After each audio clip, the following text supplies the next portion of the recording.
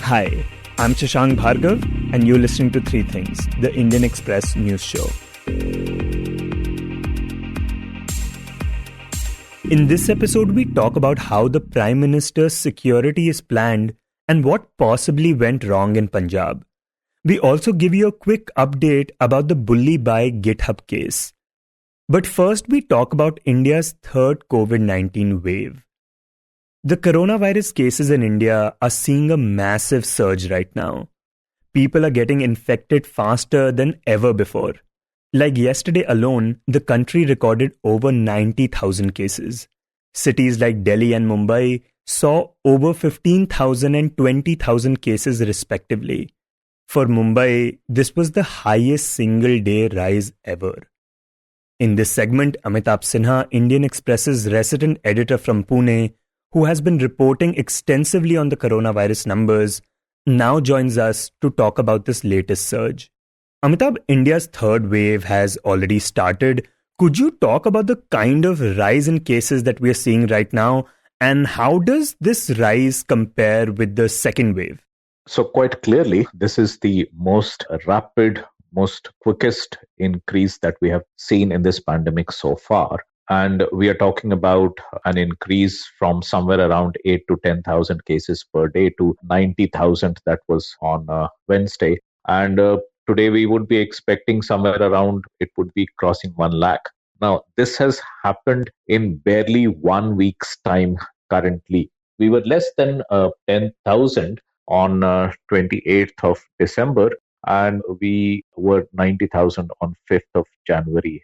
So barely 8-9 days. This is the kind of rise that we have seen. And if we compare it with the first wave, the 90,000 figure was touched in the first week of September. So it took about 3 months to reach there. Even during the second wave, which was the most devastating wave for India till now, the journey from 10,000 to 90,000 took almost 2 months from the start of February to the start of April. So that has been the journey till now. So this Omicron, the variant that is causing the current wave of infections, is known to transmit at a very, very rapid pace. And that's what we have seen in other countries, in Europe, in the United States. And exactly the same kind of thing is being witnessed in India right now. So we are seeing a very, very rapid rise in the number of cases unseen in this pandemic till now.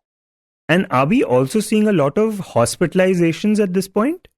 So thankfully, the number of hospitalizations is not rising at the same pace, which is a very good sign. But we also have to keep in mind that the hospitalization would lag by a few days. Once a person gets the infection, is tested, in many cases, the hospitalizations happen only a few days later when the complications kick in. So there would be a lag, and we are still in the very early phase of the third wave to say anything about how quick the hospitalization numbers would be. So, as I said, it's early, but it does seem, going by the experience from other countries as well, that the hospitalization rate has not commensurate to the rise that we are seeing in the case numbers. And a lot of doctors also, people who are treating the patients right now, they have been saying that even though there is an increase in the number of hospitalizations compared to last week, and that's because the case numbers have gone up, so a small number of those people would be landing up in hospitals in any case, but it's not commensurate to the rate of increase of cases. Also, it's significantly lower from the first and second waves. So some of the doctors that we were speaking to yesterday, they said they don't expect the hospitalization rate to be more than 50% of what it was in the second wave. In fact, much lesser. So that's the scene as of now, how it pans out. And we know that Omicron till now has given all indications of producing only mild diseases, which means there would be less number of people who would be requiring hospital care or things like ICU or oxygen. So till now, that story has played out on the same way that it has in other countries as well. Right. But with this kind of massive surge in cases, what is the biggest concern right now?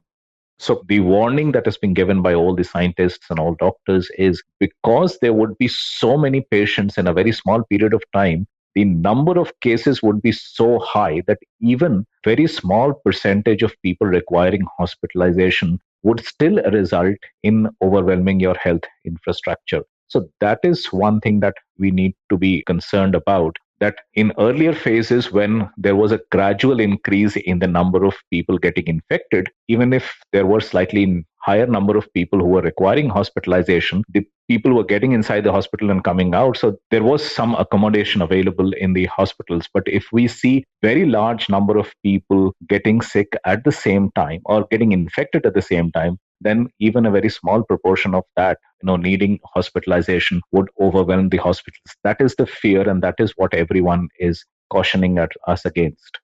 And I'm guessing one thing that is also more likely to happen is that because Omicron spreads much faster, doctors and healthcare workers are that much more likely to get infected this time, right? Thereby increasing the pressure on the overall system.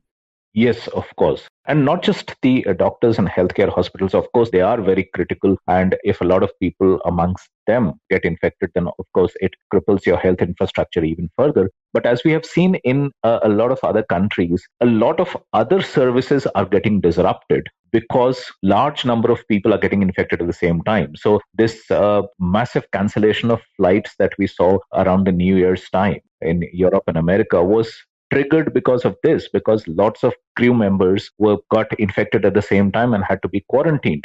Also, the London metro parts of it had to shut down because there lots of employees got infected at the same time. So those kind of disruptions are also a very distinct possibility. And if we were to talk about the COVID symptoms, how different are they from the previous waves? So what the doctors are saying from this initial screening of patients who are likely to have been infected by the Omicron variant in India is that the nature of symptoms in the third wave is very different from the second wave. The first wave, we saw loss of smell and loss of taste was a very common symptom.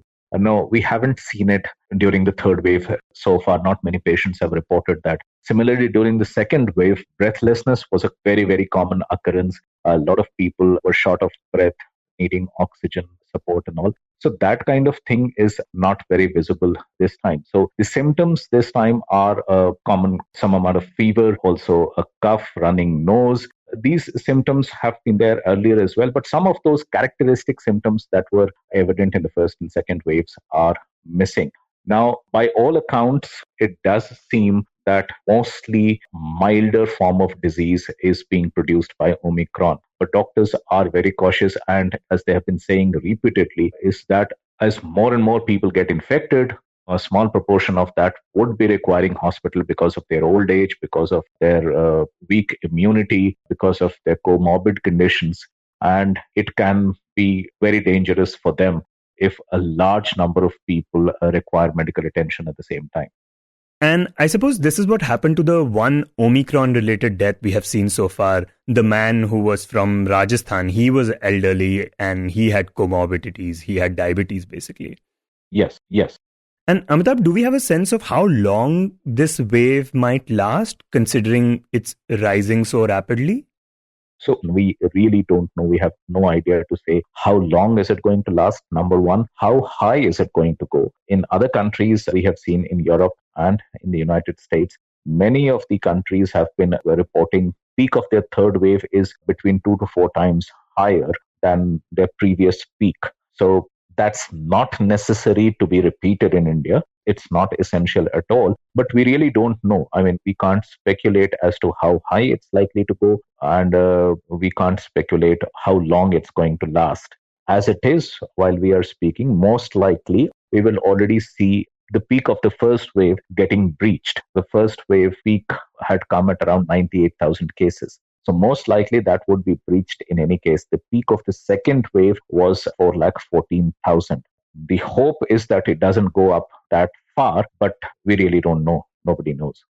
And at this point, what measures do we see the government taking? So the drill is pretty familiar to all of us by now, and that's what the governments are also doing. I mean, they would be putting restrictions on movement. They are putting restriction on assembly of people, on gatherings, on events, marriages. We will see some amount of curbs on the movement at night, on weekends. So these are the usual measures. There's very little that the government or anyone else can do. I mean, you cannot have anything special to control this spread. The fear this time is that now everyone seems convinced that this is a mild form of the disease and they are not likely to get affected that much. And the fear is that this might prompt people to take it a little lightly and not follow the COVID appropriate behavior as strictly as they were doing during the second wave, for example, or after that.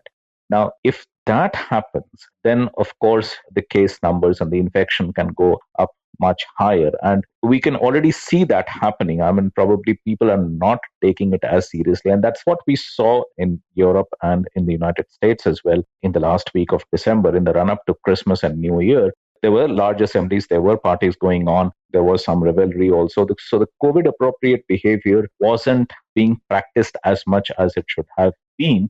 And at the back of this is also the fact that Omicron is known to produce only mild diseases. And I think that is playing on the minds of people. And in a country like India, where we already had seen cases rising up to 4 lakh per day during the second wave, now that kind of behavior can lead to the cases going very high. And that's the fear that a lot of people are expressing now. And next we talk about the Prime Minister's security. On Wednesday, Prime Minister Narendra Modi was visiting Punjab to take part in a rally. And on the way to this rally, his cavalcade got stranded on a flyover for over 15 minutes because some farmers were protesting there. This incident, like mentioned in yesterday's podcast, has generated a lot of controversy.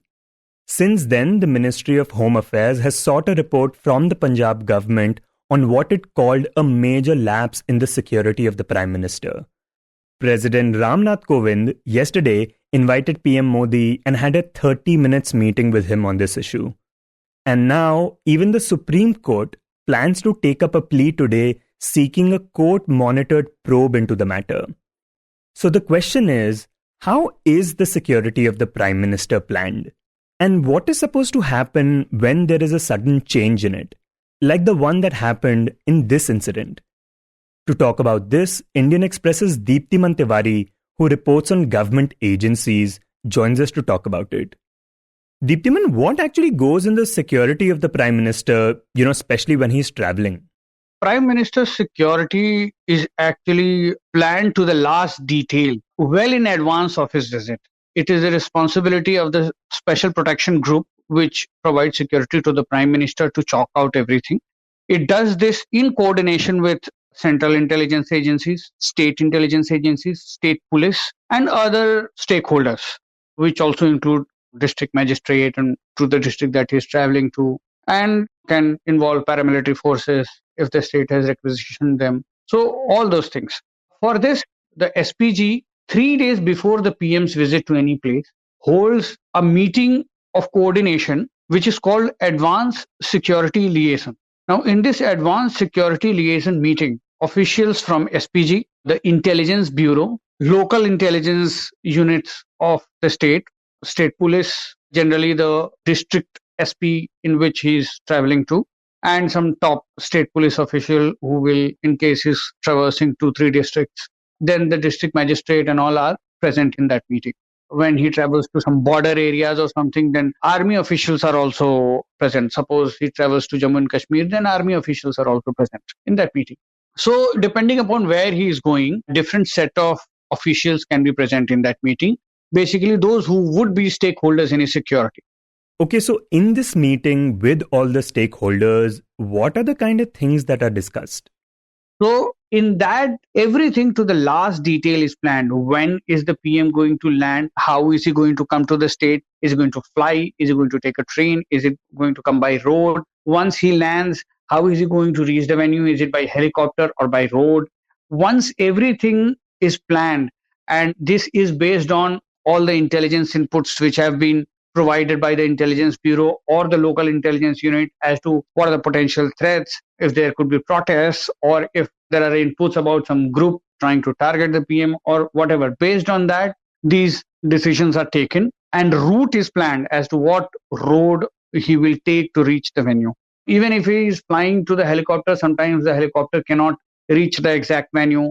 So it has to land somewhere closer, and then he has to probably go a few kilometers by road. So that entire road has to be sanitized. Sometimes the helicopter cannot fly because of bad weather. So an alternate route is always arranged as a contingency plan, that if the helicopter does not fly, then PM can take this road. Security put in place in advance, because at the last minute, you cannot suddenly in half an hour, sanitize a road and put security in place. Then on rooftops, you place snipers, and you basically do all the crowd control on that route. So lots of minute details are taken care of in that meeting. Once the meeting is over, all those present in the meeting, sign a report, sort of runs into multiple pages, which is called the ASL report. Everybody present in the meeting signs it, so that it fixes responsibility, that who will be doing what. And based on that ASL report, then the PM's itinerary is supposed to stick to it, and everything else is arranged. Yeah, and in your piece, you also mentioned that sometimes even bushes have to be cut, right, for security reasons. Yeah, I mean, there are as minute details. For example, if the PM is traveling on a road and there is a narrow patch, so the SPG will ask more men to be placed there, because on a narrow patch, the PM's cavalcade is likely to slow down. So you need more security there. So more men will be placed. If there are bushes, then the SPG may say somebody might hide behind those bushes or whatever. So we don't want to take any risk, just cut it down. So all those kind of requests are made. Then lots of small little things like fire safety of the venue, whether the dais on which is going to stand will have structural stability so that it does not crumble while the function is on. Then access control of that venue. What are the entries? What are the exits of that venue? All anti-sabotage checks will have to be done. Like a bomb detection squad will go and check if there are bombs placed. Let's remember, before he became prime minister in Gandhi Maidan, when he had a public rally just before he became prime minister, there were bombs placed in Gandhi Maidan in Patna, which exploded during his rally. So all these anti-sabotage checks are made for the prime minister before he arrives at any venue. Fire safety, everything is checked to the last detail. Okay, so in this latest case where the prime minister got stuck on the flyover for over 15 minutes, how did things go wrong? Like, we know it was raining in Bhatinda when the PM landed, and for 30 minutes he waited for the weather to clear before the plan was changed and he decided to go by road. And in fact, the Chief Minister of Punjab, Charanjit Singh Channi, has blamed this sudden change of plan for what happened. But you mentioned that contingency plans are always made for situations like these. So where did things go wrong? We are not privy to the details of either the ASL report that may have been prepared before this visit, or the conversations that SPG and top echelons of the state police may have had before this visit, or even when the last minute program changed and he had to go by road, what kind of conversation SPG had with DGP Punjab Police, and what kind of assurances did DGP Punjab Police give to the SPG. However, I would be quite surprised if the state police did not apprise the SPG of some protests going on in the state, because generally the state police and local intelligence units, they always prepare for protest, because they know that when a politician travels, there will be groups which are against him. They will try to either show black flags on the route, or try to do some protest. So already preventive actions are taken. Such groups are identified, they are picketed. There are some preventive detentions made if need be. And in case the state police thinks that there is a planned protest which cannot be avoided and cannot be stalled, then it tells SPG that you postpone this visit, or you cancel this visit, or let's not take this route because on this route there is a protest. So this is always done. This is the standard practice. And SPG is supposed to follow the advice of the local state police, because see, SPG is only responsible for proximate security. For everything else, it is the state police which is responsible. So whether this communication was made to SPG or not, we don't know. If it was made, then why did SPG allow PM to go? Are questions we don't know answers to. It will be clear only if a proper inquiry is held and we know who said what and what was in the ASL report and what kind of communication happened between SPG and state police. Let's also remember that often politicians can be tough people to protect, because politicians, when going on a political program, they generally do not want to be surrounded by too many policemen. And they do not want to cancel their political events at the last minute because it gives a wrong political message to the public. So politicians are bound by their own compulsions and security officials are bound by their own compulsions. However, given that the SPG's only responsibility is to secure the prime minister, the ideal situation is that no matter what the case, if the SPG feels that there could be any threat on the route, it should not allow the prime minister to go in the first place. However, if the SPG is assured of all security and all route sanitization and clearance from the state police, the SPG has no option but to trust the state police. I mean, after all, there is a level of trust on which everything works. So it will likely give a go ahead to the prime minister to go. So a lot of what may or may not have happened in this is in the realm of speculation at the moment until we have full information as to what was the communication between the state police and SPG. It will be difficult to fix any responsibility on either the state police or the SPG with complete certainty. And Deeptiman, talking about the SPG, there is this incident that you had mentioned to us earlier about how the SPG sometimes can really put its foot down when it's not sure about the security situation. And I think it was the 1999 incident when the former PM Atal Bihari Vajpayee was visiting Lahore for the famous talks between India and Pakistan. Could you please tell us that story? Yeah. So at that time, the prime minister was supposed to visit the Lahore fort where the meeting was supposed to happen. And the SPG was given route clearance for prime minister's visit to the fort by Pakistan authorities. However, when an advance party was sent by SPG, it saw quite a bit of crowd at one spot on the route. And the SPG then asked the Pakistan authorities to remove the crowd. Now, this was going to take some time. Meanwhile, the diplomats who had gone there, who wanted this to succeed, were putting a lot of pressure on SPG to let PM's cavalcade move, as this was a big event and Pakistan had already given route clearance and everything. But then SPG chief Sanjeev Dayal put his foot down and said that until I am satisfied, I am not allowing PM to move. And only after all that crowd was cleared and they delayed Vajpayee's movement for more than half an hour, did the SPG give a clearance and the PM moved. And also, Deeptiman, how rare is something like this to happen, where the Prime Minister gets stuck on the road on the way to someplace? Of course, these are rare occurrences, but it's not that it has not happened. I mean, there have been instances when a cow or a bull has been found to be sitting en route the Prime Minister's visit on the road, and the state police and everybody is trying to move the cow or the bull, and it is not moving. So those kind of funny incidents happen. And what can you tell a cow or a bull? They don't care. And it happens often in UP. So those kind of things, sometimes they can happen. A stray animal can come, or some group may completely dodge your intelligence setup and completely surprise you with its protest in a guerrilla warfare mode. So these things can happen, but they are rare. And especially in this case, what is rare is that the Prime Minister was stuck on a flyover. This is not a road cross section where somebody came and surprised you.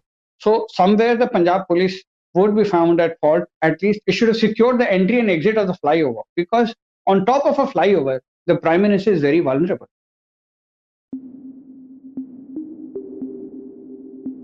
And in the end, we give you a quick update about the Bully Bai GitHub case.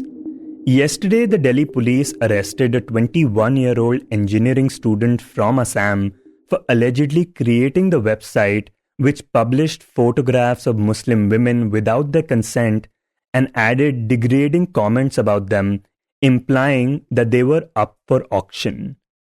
This arrest comes a day after a Delhi-based journalist lodged a complaint with the Delhi police over her photograph being misused on the website. At least 100 Muslim women were targeted in a similar fashion on the website called Bully Bai, which was hosted on GitHub, the US-based software development program. The student arrested has been identified as Neeraj Bishnoi, a resident of Jorhat. Police said he is a second-year BTech student from the Vellore Institute of Technology, Bhopal. KPS Malhotra of the Cyber Cell in Delhi said that, quote, We have arrested the main conspirator and creator of the website. He was also running the main Twitter account of the website. Our team caught him from Assam." Unquote.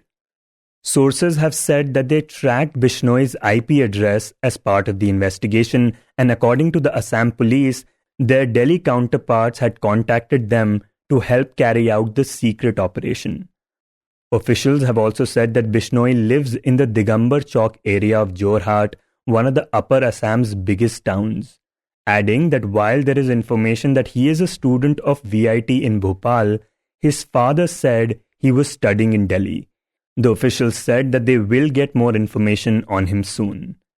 This has been the fourth arrest in the case. Previously, 21-year-old Mayank Rawat, 19-year-old Shweta Sinha, and 21-year-old Vishal Kumar Jha were also arrested in the matter. We talked about this case and what these women who were targeted went through in a previous episode. We have provided a link to it in today's episode description. You were listening to 3 Things by the Indian Express. Today's show was written and produced by me, Shashank Bhargava, and was edited and mixed by Suresh Pawar. If you like the show, then do subscribe to us wherever you get your podcasts. You can also recommend the show to someone you think will like it, share it with a friend or someone in your family. It's the best way for people to get to know about us. You can tweet us at Express Podcasts and write to us at podcasts@indianexpress.com.